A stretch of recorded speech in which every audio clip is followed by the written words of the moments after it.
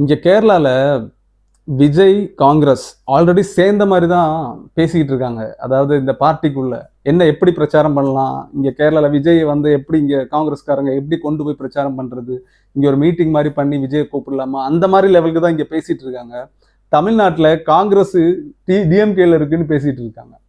எனக்கு புரிய மாட்டேங்குது. இங்க ஆல்ரெடி காங்கிரஸ் கிட்ட விஜய் சேர்ந்த மாரி, சேர்ந்ததுக்கு அப்புறம் என்ன நடக்கும்? அத பத்தி தான் டிஸ்கஷன் போய்க்கிட்டு இருக்கு.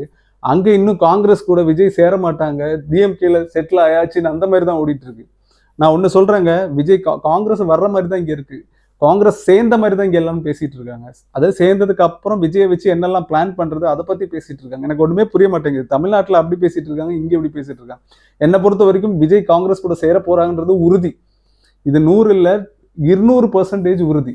எனக்கு தெரிஞ்ச நியூஸுங்க. என் ஃபேமிலி எல்லாம் பார்ட்டியில இருக்காங்க. அதனால தான் நான் சொல்றேன். ஏன்னா விஜய் வச்சு பேசுறது தான் இங்க நிறைய பிளான் பண்ணிட்டு இருக்காங்க. எந்த இடத்துல கூட்டு போய் எந்த இடத்துல பிரச்சாரம் பண்ண வைக்கலாம், இல்லைன்னா ஃபங்க்ஷன் மாதிரி வைக்கலாம், அந்த மாதிரி எல்லாம் பேசிட்டு இருக்காங்க. ஸோ விஜய் காங்கிரஸ் கண்டிப்பா தாவேக்கையில விஜய் காங்கிரஸ் சேர்றாங்கிறது எந்த மாற்றமும் கிடையாது. காங்கிரஸ் டிவிகேல ஜாயின் பண்ணுது. ஸோ தேமுதிக, பாட்டாளி மக்கள் கட்சி, தாவேகா, காங்கிரஸ் இவ்வளோ கூட்டணி ஆல்ரெடி உறுதியா இருக்கு. நம்ம டிசம்பர் எண்டுக்குள்ள தெரியும், இல்லைன்னா ஜான்வரி ஒரு 15ஆம் தேதிக்குள்ள தெரியும். ஸோ விஜய்க்கு வெற்றி வாய்ப்பு ரொம்ப ஜாஸ்தி ஆகிக்கிட்டே இருக்கு டிவிகேக்கு. இங்க எல்லாருமே ரொம்ப டிஎம்கே வந்து ரொம்ப ஸ்ட்ராங் கூட்டணின்னு சொல்லிட்டு இருக்காங்க. அப்படியெல்லாம் இல்லைங்க. நீங்க ஒரு 4 பாட்டில் எடுத்து வச்சு பாருங்க. டிஎம்கே கிட்ட இருக்க ஒரு 2-3 கூட்டணி வச்சு பாருங்க. பாட்டில் மட்டும் தான் இருக்கு. உள்ள ஒண்ணுமே இல்லைன்னா எப்படி இருக்கும்? அப்படிதான் இருக்கு. விஜய் டிஎம்கே கிட்ட நிறைய கூட்டணிக்கு மட்டும்தான் இருக்கு. கூட்டணியில ஆளுங்கள்லாம் இல்லை. எல்லாருமே இந்த பக்கம் வந்துட்டாங்க. டிவிகே கிட்ட வந்துட்டாங்க. ஸோ எல்லாமே காலி ஆகிட்டாங்க. அதனால தான் டிஎம்கே கடந்து பதறிக்கிட்டு இருக்காங்க. இப்ப பாருங்க, மழை வருது. இதுக்கு முன்னாடி என்ன சொன்னாங்க? 4000 கோடி எல்லாம் முடிச்சாச்சு, இன்னும் 5% தான் இருக்குன்னாங்க. 95% வேலை முடிச்சாச்சுன்னாங்க. அதுக்கப்புறம் ஒரு வருஷம் கழிச்சு சொல்றாங்க இன்னும் 25% தான் வேலை இருக்குன்னாங்க. இப்ப மழை வந்துச்சா? மாட்டினாங்க. மழை வந்தாலே டிஎம்கே காலி. அதுவும் எலெக்ஷன் டைமுக்கு மழை வரக்கூடாதுன்னு ரொம்ப வேண்டி இருப்பாங்க. என்ன பண்றது? கடவுள் கரெக்ட் டைம்ல மழையை போட்டுருவாங்க. ஸோ இந்த எலெக்ஷனுக்கு வந்து டிஎம்கே ரொம்ப கஷ்டங்க ஜெயிக்கிறது. என்னை பொறுத்த வரைக்கும் விஜய் சொல்றது தப்பு. டிஎம்கேக்கும் டிவிகேக்கு தான் போட்டி எல்லாம் கிடையவே கிடையாது. ஏன்னா டிஎம்கே 3rd 4th போயிடுச்சு. இப்போ உண்மையிலே நடக்கிறதுனா ஏடிஎம்கேக்கும் டிவிகேக்கும் தான் போட்டி.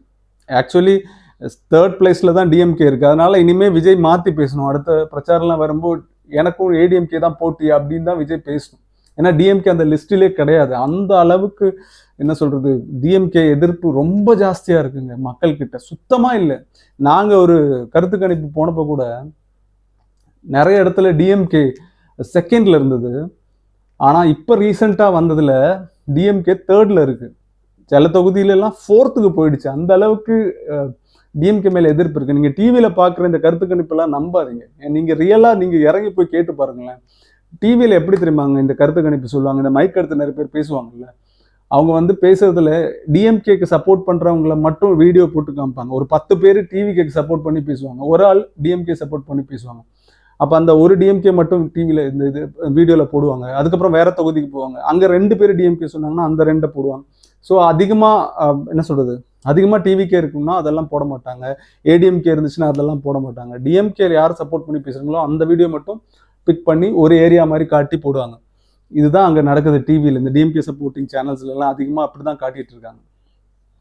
ஸோ என்னை பொறுத்த வரைக்கும் நெக்ஸ்ட் கூட்டணி விஜய், டிவிகே, டிஎம்டிகே, பிஎம்கே, அப்புறம் காங்கிரஸ். இது கன்ஃபார்மா சேரும்.